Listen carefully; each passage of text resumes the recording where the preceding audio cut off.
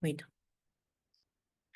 Good afternoon, everyone. We are so glad to have you with us. My name is Holly Hickson with the Early Learning Team at the Hunt Institute. For the benefit of anyone who may be joining us for the first time today, the Hunt Institute is the creation of our founder and namesake, four-term North Carolina Governor James Hunt. We serve as an education policy support to governors, state legislators, and other high-level state elected and locally elected leaders. We cover the full spectrum of education policy from early childhood through the workforce. In our early efforts series, we focus on the early childhood portion of this continuum. Before we begin, I want to go over a few housekeeping items. Later in the hour, we will share some of your questions with the panel. If you would like to contribute a question, please use the Q&A function in the Zoom toolbar. Also, please know that today's session is closed caption. You can also access those settings at the bottom of your screen. Finally, you will be able to find the recording of today's webinar on our YouTube channel within the next few days. Just go to YouTube and search for the Hunt Institute and Early Efforts. Kindergarten readiness is a critical factor in shaping a child's educational journey and long-term success. This webinar will explore strategies for ensuring that children enter kindergarten equipped with the social, emotional, cognitive, and physical skills they need to thrive. Key stakeholders, including educators and community leaders, will discuss evidence-based approaches to early childhood development, the role of families and caregivers, and the importance of equitable access to quality early education programs. We hope you will gain insights into the best practices and innovation initiatives that support school readiness, laying groundwork for a brighter future for all children. Today we have with us Stephen Profiter, the Director of Early Education Division for the California Department of Education, Shauna Burkholz-Vasquez, Associate Director of Early Education Division for the California Department of Education. Excuse me.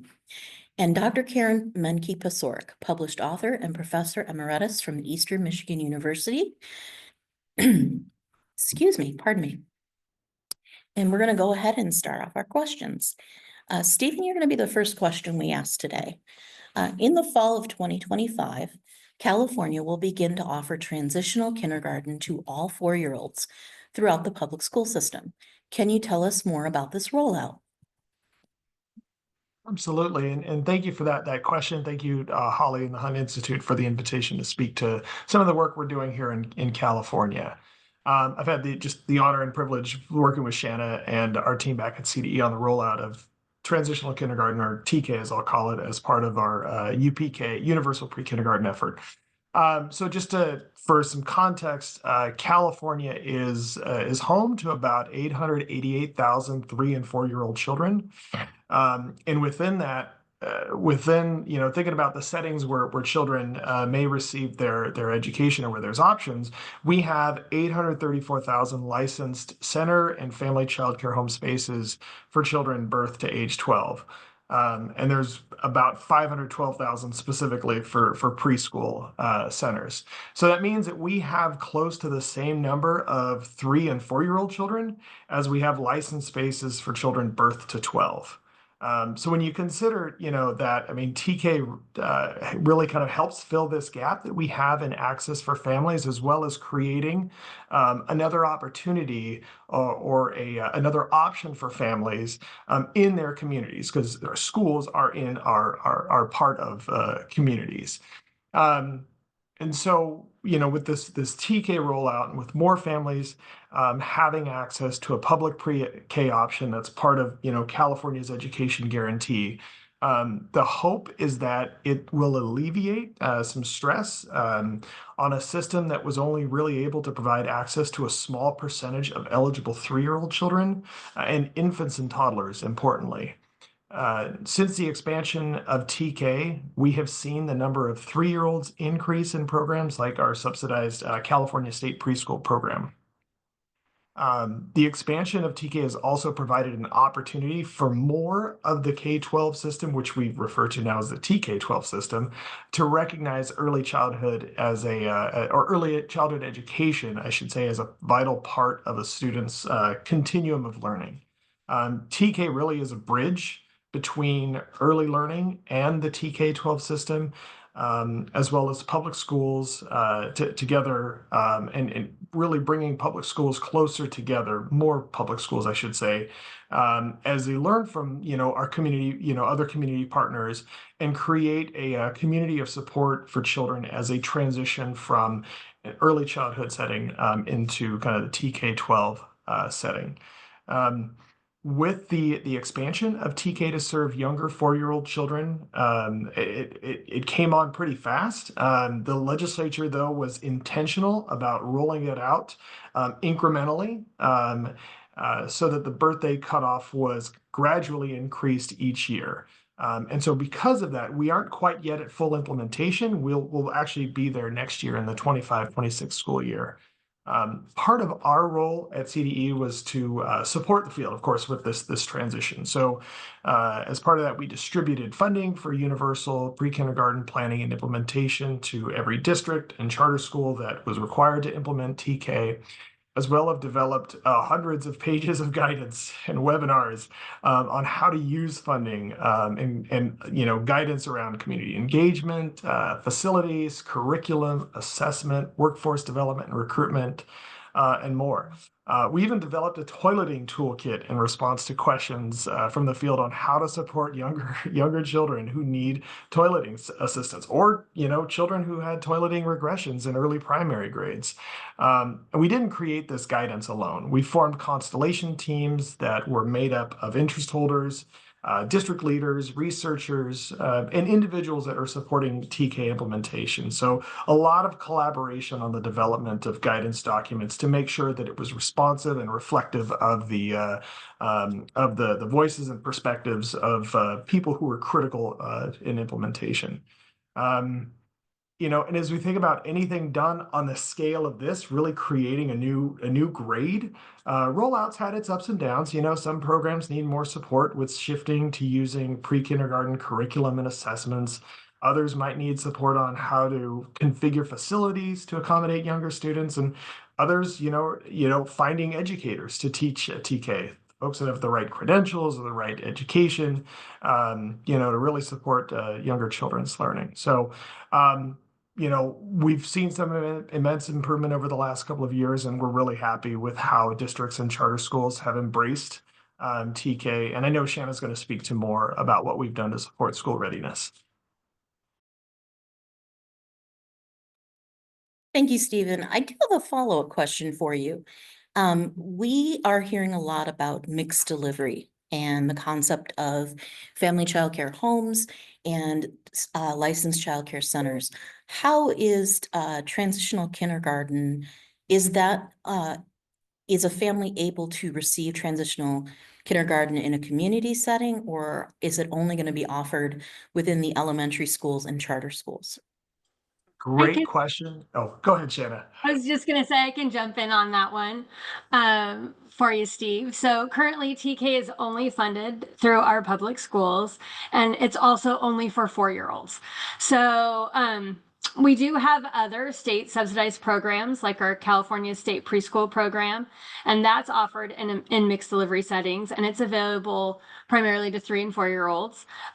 So because of this, we've worked really hard to encourage collaboration across TK and California State Preschool programs, such as requiring partnerships and community engagement across the mixed delivery system as part of some different grants that we offer and administer, including the Early Educator Teacher Development Grant, the UPK Planning and Implementation Grant, and we even have a grant called the UPK Mixed Delivery Local Planning Grant.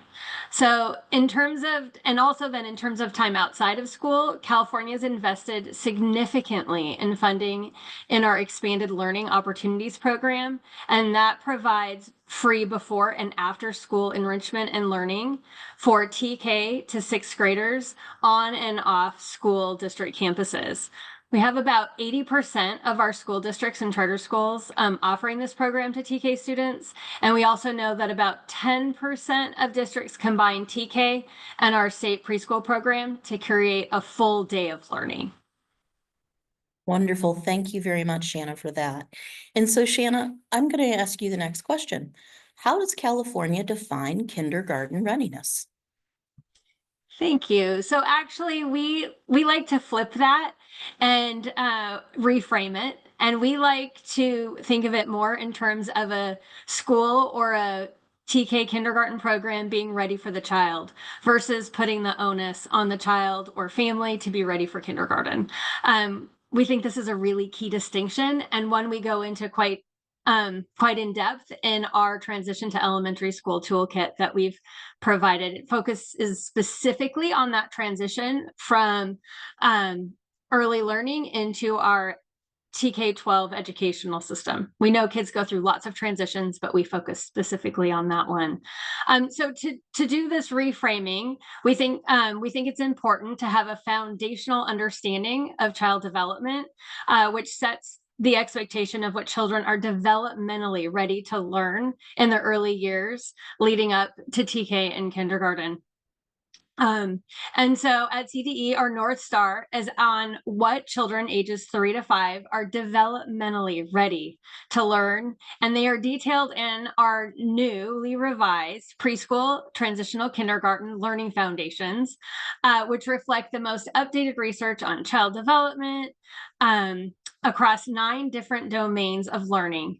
They include approaches to learning, social emotional development. We have language and literacy, which is inclusive of home language development and English. We have math, science, history, social science, visual and performing arts, physical development, and health.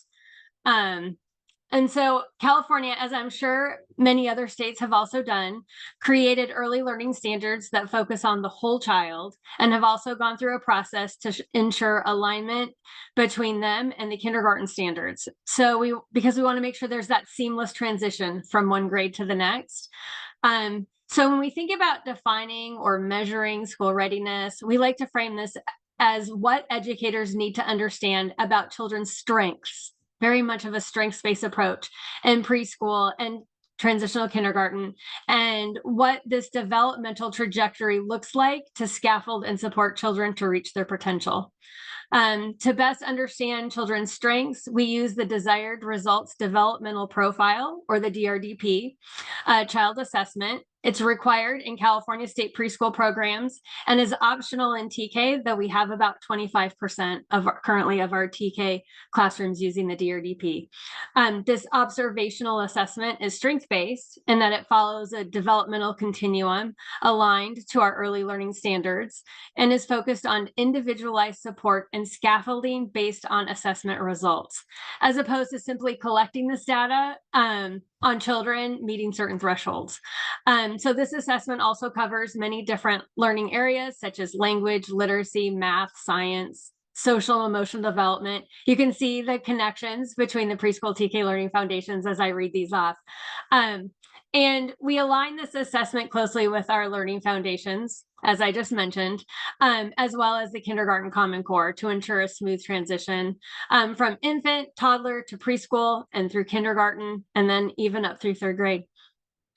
So overall, to answer your question, what is kindergarten readiness to us? It's kindergarten being ready to support children along their developmental trajectory across all domains of learning, just not math and literacy. Children are kindergarten ready when kindergarten is ready with the tools to assess and understand child development trajectories. Again, like using the DRDP, as well as knowing how to individualize and scaffold support in ways that are responsive and play-based to engage families to best understand children's unique needs and to continue learning and support in the home.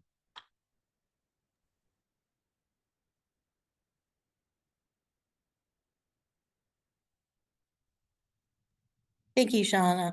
That was Wonderful. So Dr. Pasorek, I wanted to follow up with you. And in addition to being a faculty member in early childhood education at Eastern Michigan University, you were also a member of Michigan's Northville School Board. The Northville School District has been rated consistently as one of the best in Michigan. What advice would you give to schools to be prepared for children entering kindergarten? Well, first, Holly, I want to thank you and the Hunt Institute for organizing this webinar today and to reach so many interested in this timely topic. Shanna, we didn't talk beforehand, but you were spot on. We don't get children ready for kindergarten. We get kindergartens ready for children. So we're on the opposite ends of the country, but we have the same wavelength when it comes to that. I first want to start with a little little story about kindergarten. We know that kindergartens began back in Germany in the 1850s, started by Frederick Froebel, and he envisioned kinders or young children being nurtured in a garden and growing with support and care. And he called the person who nurtured and supported them the kindergartner. That was the role of the person whose job was to nurture these young children in the kindergarten, which was their school setting. Well, let's fast forward to when kindergarten spread to the United States. And they began in 1860, and then in Wisconsin, they moved to Massachusetts in 1873. And finally, they started to come into the public schools of St. Louis. And when they were being presented to start kindergartens in the public schools, the woman, Susan Blau, who presented it to the school board, said that they work with the children in the morning and we go out in the afternoon, and I'm a kindergartner. My job is to work with the young children and nurture them. The school superintendent stopped her and said, well, we're going to approve this program. We're going to have kindergartens, but all of the adults that work in our buildings are called teachers. So you're going to be called a teacher. But that catchy little word you call yourself, a kindergartner, like that word, we're going to call the children a kindergartner. So if you talk to anyone who understands German, they're completely thrown when you say that you have a child entering kindergarten. Well, how could that be? They're going to be a kindergartner. No, kindergartners in the true sense of the word are people who teach young children. So that's just a little sidebar, but the history of the word is interesting. When we say to children, you're going to be a kindergartner. No, they're not. The person teaching them is a kindergartner. Holly, to get back to your question, the role of schools in making that kindergarten year successful, I see it as two different roles. The first is to put in that position the very, very best teacher possible. Kindergarten is not the time to assign someone who doesn't have the passion, the educational expertise, or the true understanding and desire to be with young children. You have to really want to work in preschool, transitional kindergarten. That's the first thing. We need teachers who really want to be there. In Phi Delta Kappan article by Raj Shetty and others, it's called the $320,000 kindergarten teacher. And when I shared that article with my students, they would say, wait, teachers can make $320,000 a year? I'd have to say, no. What they found when they examined the effects of a highly effective kindergarten teacher was that out of a class of 20 children, there was the potential for those children to make collectively $320,000 more a year in their work jobs because they had a highly effective kindergarten teacher and their experience was outstanding. So we want to shoot for teachers who are really dynamic. What does a highly effective kindergarten teacher do? Well, they develop relationships with the children and the families. That's critical. They differentiate the learning experiences to meet the needs of all the children coming in. That's getting back to the we get kindergartens ready for children. And they also encourage children to be curious and excited about learning. That's, you're starting them off early, which gets into my second role And that's to engage the families in the learning and to get them excited. I'm always hit when I remember the fact that parental participation in their child's education peaks at the kindergarten year. That means families will never be more involved than they are at kindergarten. And so we have a responsibility when we work with that 4 and 5-year-old age group to get those families involved, to keep them involved, to let them know how important their job is.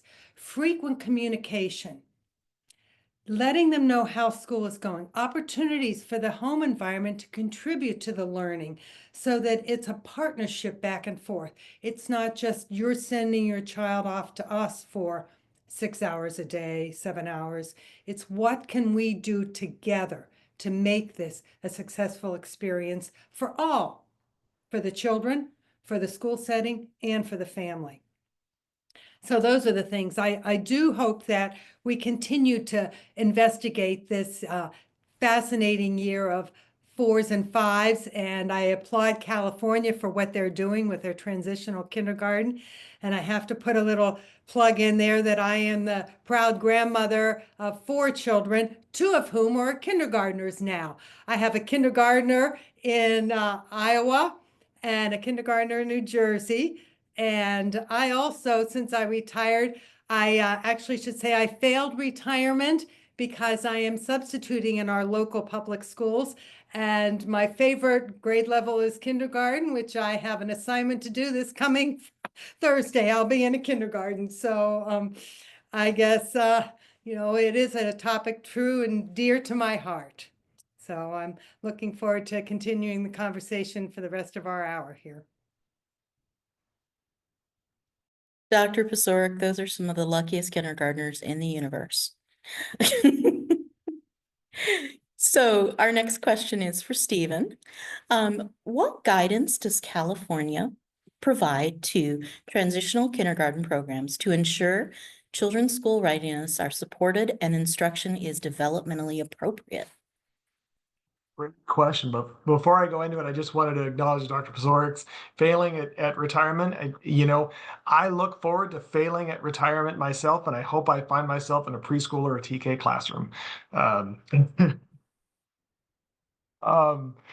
All right. So in terms of guidance, I touched on this a little bit in the first question, but we've provided a lot of support and resources over the years since TK first expanded in 2021, and I should say first expanded in 2021. That's kind of expanding on the universal trajectory. Shanna mentioned our new preschool and TK learning foundations, which are an incredible resource. And the naming of that document itself, they were previously the preschool learning foundations. So when we had the opportunity to update based on the latest research, we intentionally added TK to the name. So to really kind of message that TK has the same expectations as preschool. These are 4-year-old children, and just really making sure we remain rooted in developmentally appropriate practice. The foundations themselves not only highlight the most up-to-date research on children's development, but we were intentional about ensuring inclusion of multilingual learners, children with disabilities, and children from various cultural backgrounds. So when you read through the detailed examples of each skill level in the publication, you really see the diversity and strengths of children in California. We think having resources for educators that actually reflect the children they work with is really important. We also made sure that examples of educators supporting children's skills were emphasized in this revision. We know that children's development doesn't happen in a vacuum, and it also takes intentional learning opportunities and instructional strategies to support children along that developmental trajectory. We also emphasize the importance of play in this resource. So many of the examples of children demonstrating skills are done in the context of play and learning centers. The examples that we put in the publication are really intended to illustrate the expectation, inclusive of play, right? Including play, the expectation of developmentally appropriate practice in TK. There's, other guidance that we have, we've provided or developed is a UPK curriculum checklist. So that checklist has elements to consider when implementing curriculum aligned to the preschool and TK learning foundations, including things like how much time should be spent in different learning contexts, such as an emphasis on learning centers and small groups, and less time in whole group instruction. We will be revising this checklist itself soon with a more kind of robust framework and criteria for curriculum selection and implementation, which will align to the recent National Academies report on high quality pre-K curriculum.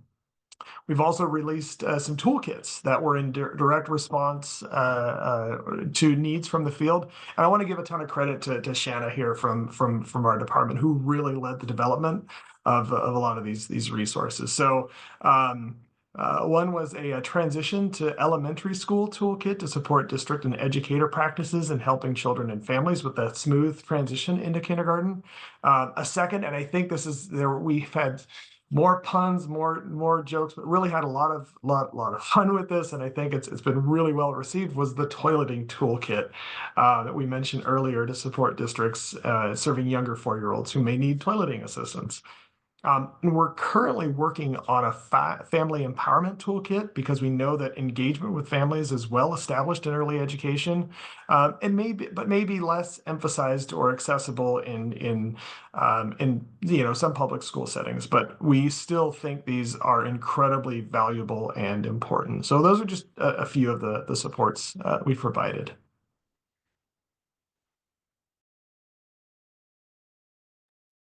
Stephen, thank you for that. I really appreciate everything that California is doing and that the word play is being used and being celebrated. So thank you. Shanna, my next question is for you. And the question is, supporting kindergarten readiness is firmly situated in a robust preschool to 3rd grade alignment practice to ensure children seamlessly build on skills from one grade to the next. Can you explain how California has supported P3 alignment? Absolutely. And this is some of my favorite work that we've been doing at the Department of Education. So before I joined CDE about 3 years ago, I was a teacher for over 20 years. Kindergarten was my favorite. But I taught everything from preschool through the collegiate level, and then spent some time as administrator. So when Steve talks about some of this implementation work, this is the stuff that's near and dear to my heart, and the work that I'm so excited to do, and why I actually joined CDE. So, when we think about P3 alignment, it's something that CDE actually started to embrace about 5 years ago. They started with support from the National P3 Center on developing a plan for P3 alignment in California, and thinking about what kinds of policies and strategies we would need to implement and be successful. So I'm going to share some of those things that came out of that work. We launched a P3 webinar series, which have included topics like building a robust, diverse, and well-supported P3 workforce, supporting inclusion from preschool to 3rd grade, using assessments and curriculum, multilingual support strategies for younger learners, preschool through 3rd grade, engaging and partnering with tribes to support P3 alignment. We did a 3-part series on centering and cultivating Black voices, both families, leaders, and teachers. We've done a 2-part series on playful learning across the P3 continuum. And we've done a 3-part series on behaviors that challenge adults and best practices to support all students, to hopefully create relationships that reduce expulsionary discipline in P3 settings. And what I really like about these spaces is that we engage with local implementers across the state to share their bright spots on where they're at. So they share their struggles as well, but there's a lot of sharing of resources and their journey, hearing firsthand experiences about what they're going through and what they've done, any barriers they've overcome in these successful initiatives. And so I really feel like we've been able to elevate the voices of so many different practitioners throughout the state of California through those 20 plus webinars we've been able to put on. We've also had the creation of UPK, or in many places now, P3 coordinator positions at districts and at county offices levels. They serve as the support bridge between preschool and TK, the early grades, through P3 alignment practices. My office meets with the county office P3 coordinators monthly to hear about how they're implementing within the state as they share their strategies and barriers that they're overcoming through P3 alignment. California's also invested in a new teaching credential called it's got a long name. It's the PK3 ECE Specialist Credential for Educators. This credential, though, to summarize it, specializes in the early grades, which includes an emphasis on child development and ECE coursework. We also will be coming out with a P3 learning progression publication later this year that demonstrates the alignment across the preschool TK learning foundations and the kindergarten standards in math, language, and literacy and science.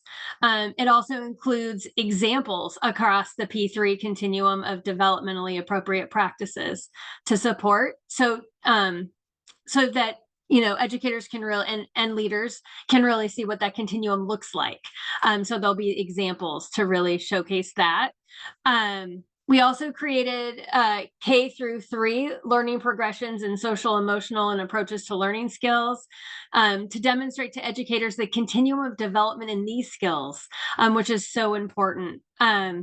These skills are often valued in ECE, and we want them to be as valued in the K3 system. Since there's no standards for them, we're hoping this resource will help teachers understand what is developmentally normal and appropriate for children's social and emotional development in these early grades.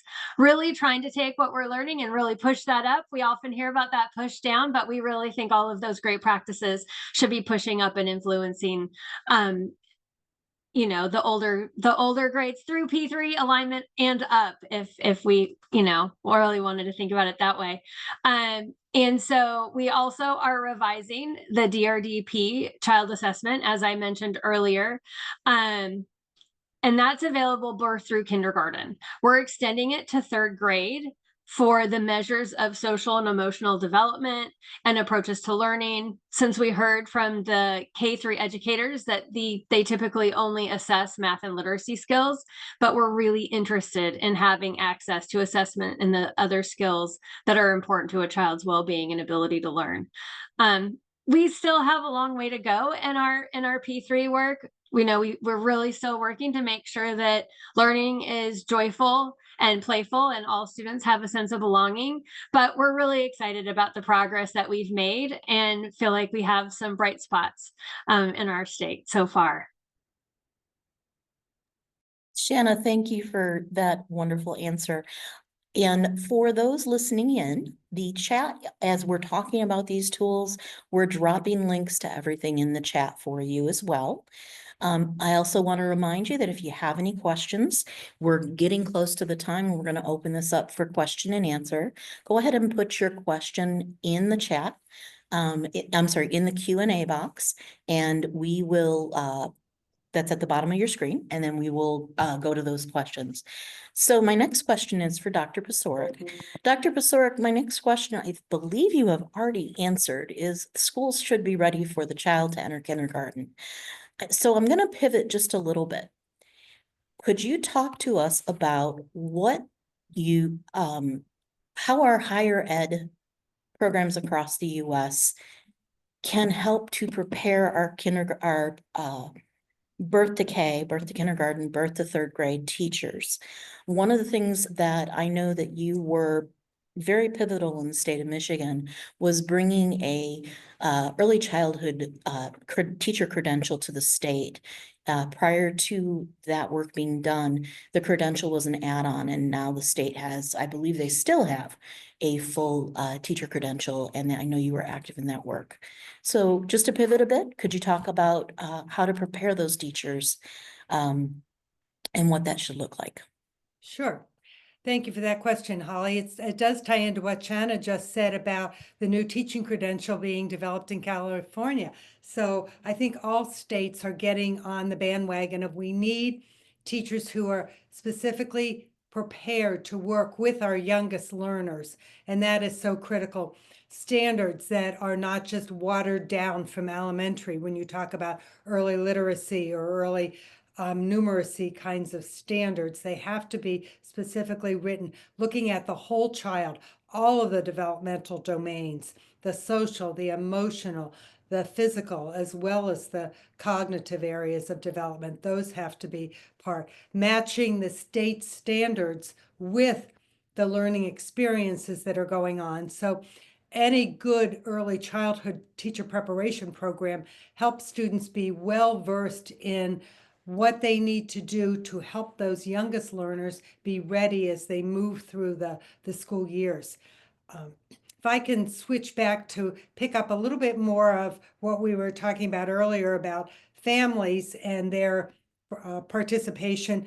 One of the links that I had you drop was related to a release from Harvard's Educational Recovery Scoreboard, just released February 11th, not even 2 weeks ago, that shows a widespread gap and rise in absenteeism among children across the country. We haven't crossed over from the pre-COVID time. And this is especially true when we look at low-income families, and high poverty districts have seen an increase in student absenteeism. And chronic absenteeism is when a child is absent 10% or more of the school days. And that is a major problem that's increasing across the country.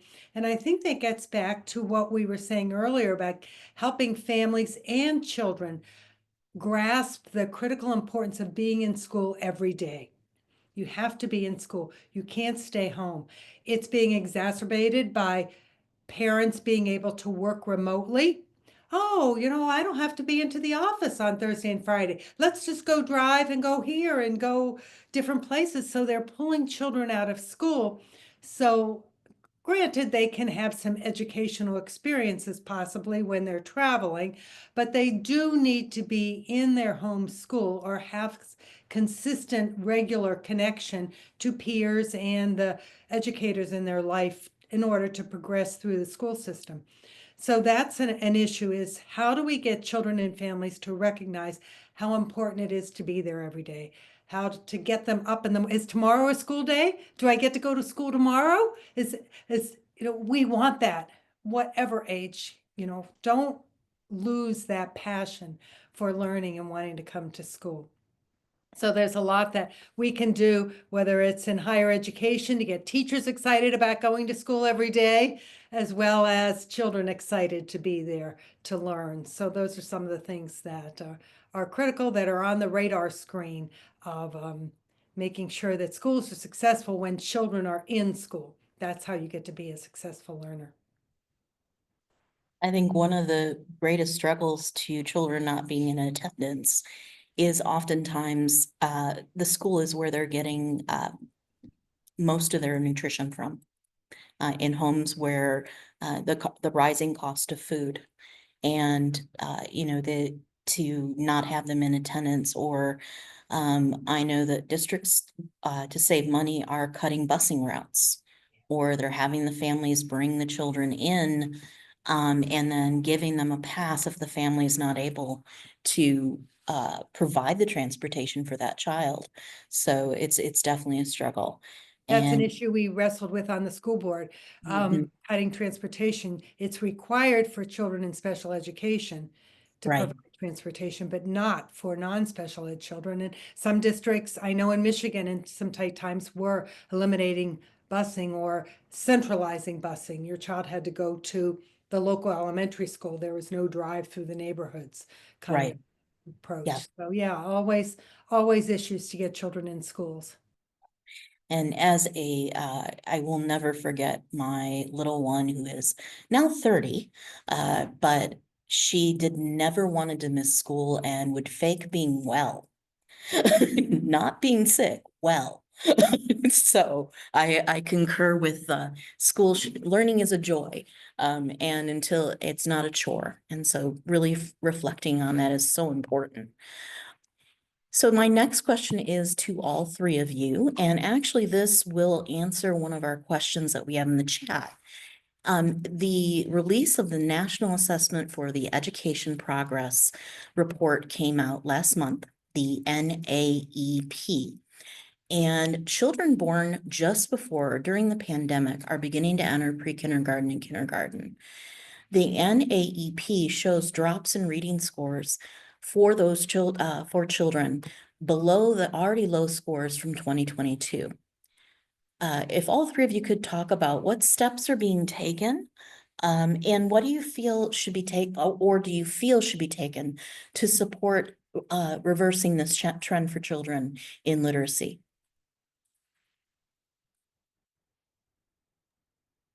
I'm happy to start.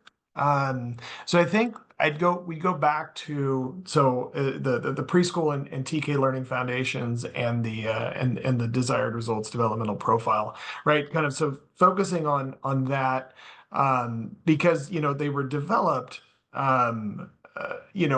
with literacy and math in mind, as well as these other domains of child development.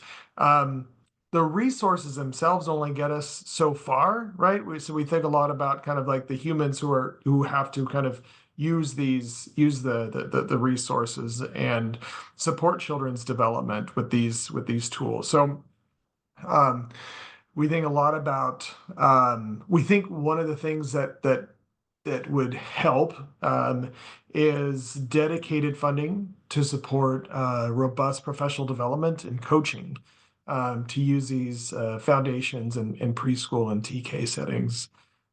We think that the coaching should be meaningfully integrated with all of the other requirements that educators have, like using assessments, curriculum, implementing responsive teacher-child interactions like the classroom assessment scoring system, which is something that we're implementing in our state preschool programs, and other requirements.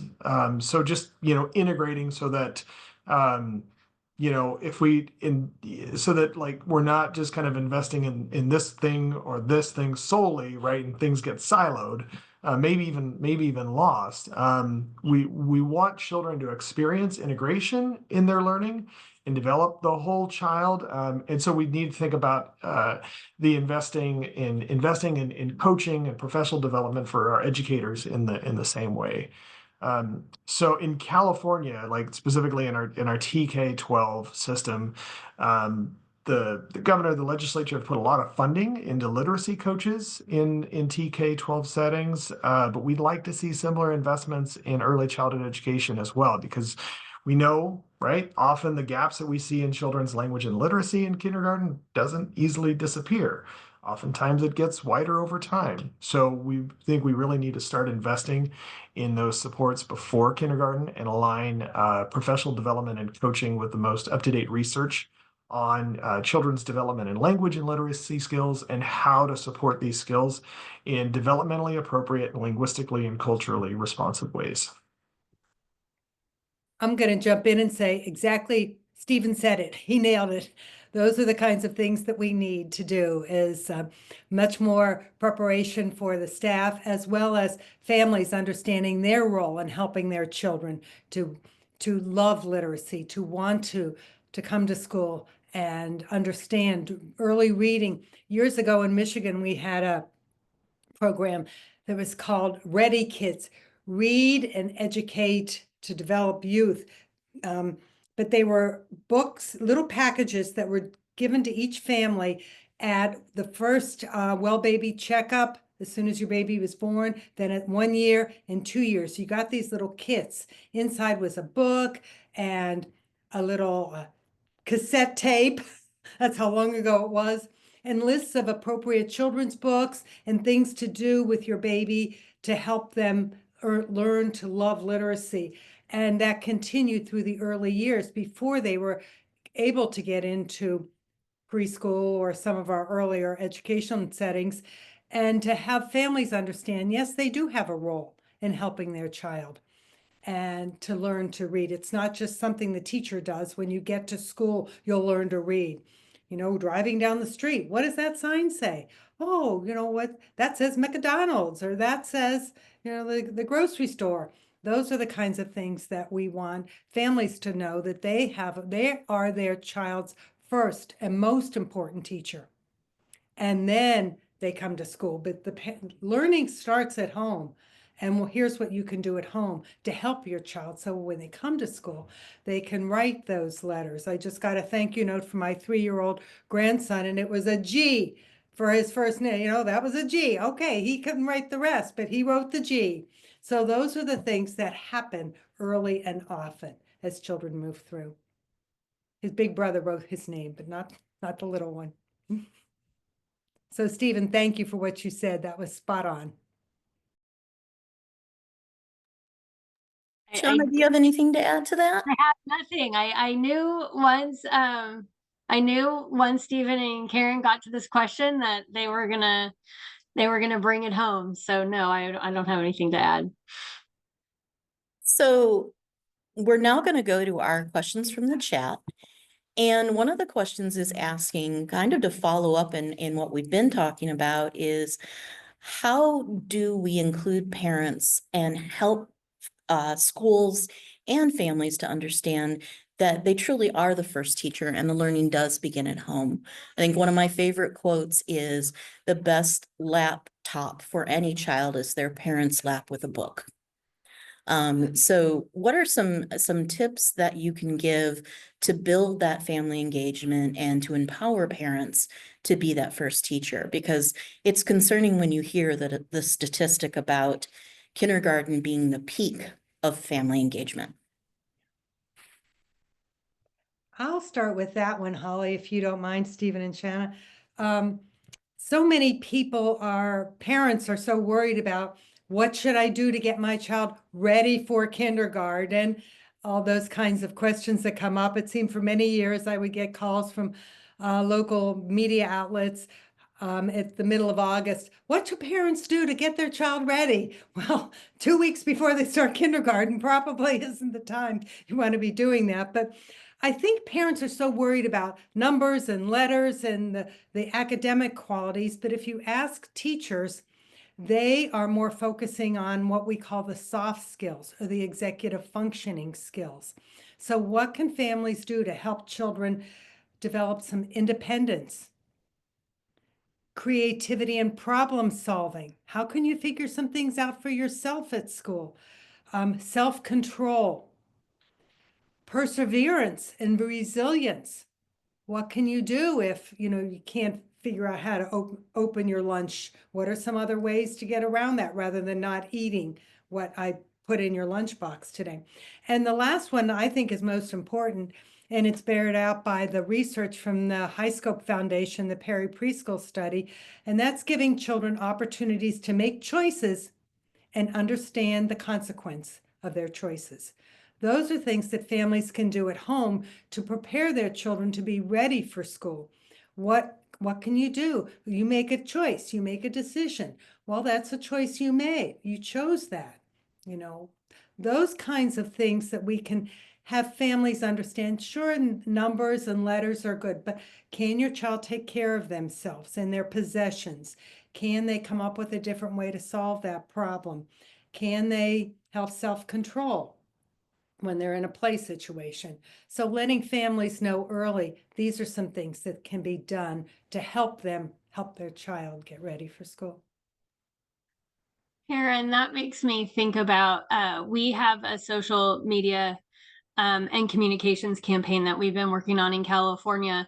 And part of the communications campaign has included some social media, but one of the things we've been trying to do is push out to families information around, mixed delivery. What are your options that are available? And then sharing with them, things that things they could do to engage their child. And one of the things that is a question we often get is, how do I know if my child's ready for TK? And we say, if they're 4 years old. Right? If they're 4 years old, they're ready. And, if there are things you want to do at home, we share very, very much a list like you just mentioned.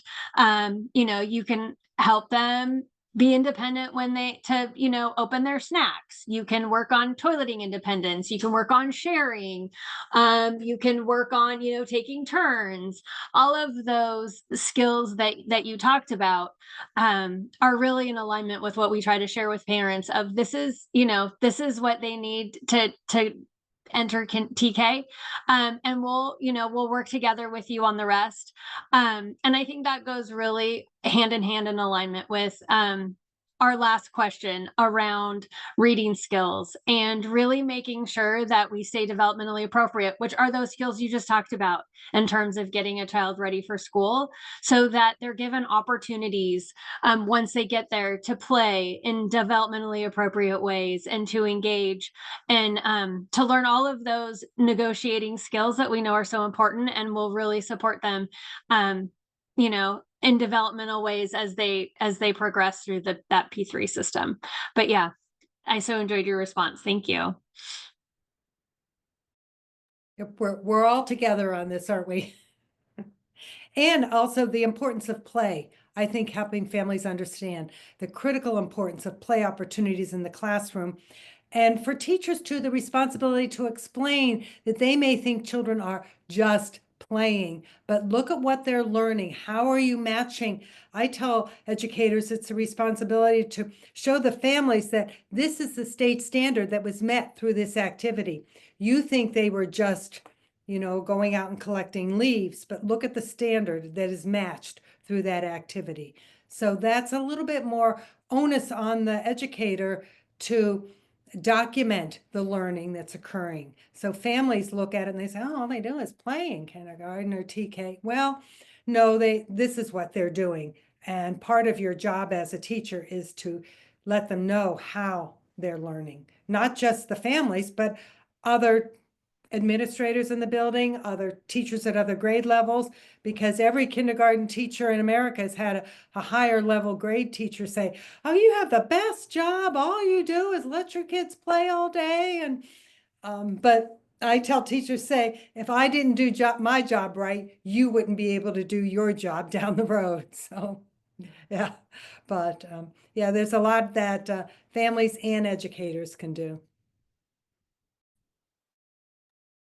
Stephen, anything you'd like to add to that? If there's anything I could add to, I think Shannon and Karen did a wonderful, wonderful job with that. So our final question is kind of going back to the talking about literacy, and the question is written about working with pediatricians and how do we identify families, and is there any, or home visitors, are there anything there that we want to identify? One of the things that I think you all did a beautiful job of explaining is the concept of that at this age, the learning is happening through actions and through, it's immersive. I believe it's immersive at every age, but definitely in birth to first to second grade, I believe it's an immersive process. Is there anything you want to add to that?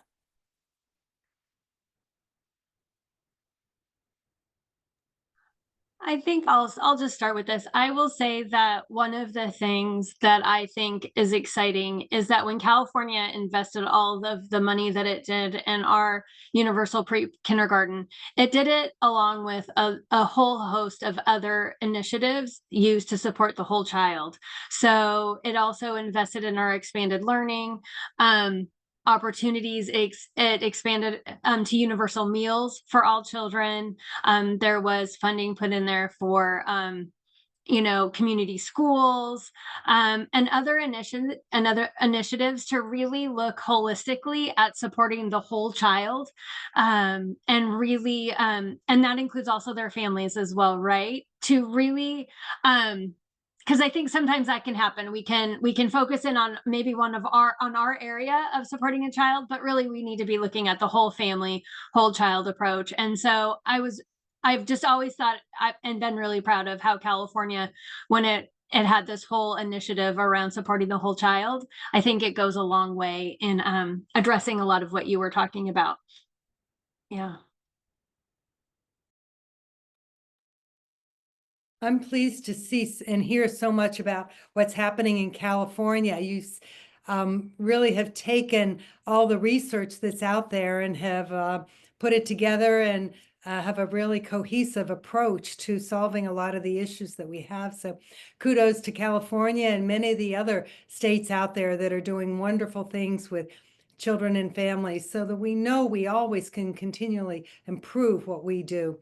And it's important and for us to recognize the good steps moving forward and keep fighting the good fight is what we have to do, because we're making progress and we have children who are being successful.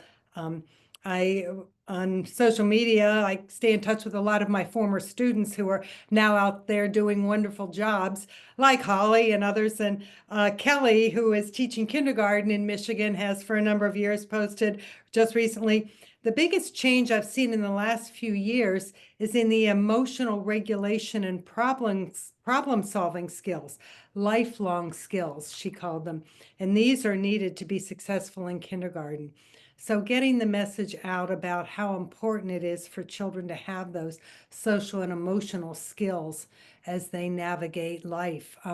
We don't know where AI is going to take us and what kind of knowledge is going to be available at the fingertips for young children. So giving them the skills that they need to use all of this information that's going to be coming at them fast and furiously in the future is so important. But thank you for Stephen and Shanna, what you're doing in California, because I'm so pleased to hear and get a personal update of all the good things going on out there. So keep at it. Well, I want to thank the three of you for just an amazing webinar today and the work that all three of you are doing. And Dr. P, I will definitely want to come in and sit in on your kindergarten class. So let me know the next time you're teaching Annapolis. Yeah.